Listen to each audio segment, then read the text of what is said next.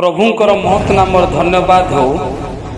वाक्य शुणुथिबा प्रभुंकर प्रिय लोक मानू प्रभु जीशु ख्रीष्टंक सुमधुर नाम नमस्कार।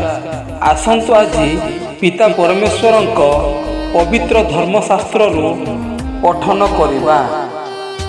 जे अति अल्प विषय विश्वस्त से बहुत विषय मध्य विश्वस्त अटे।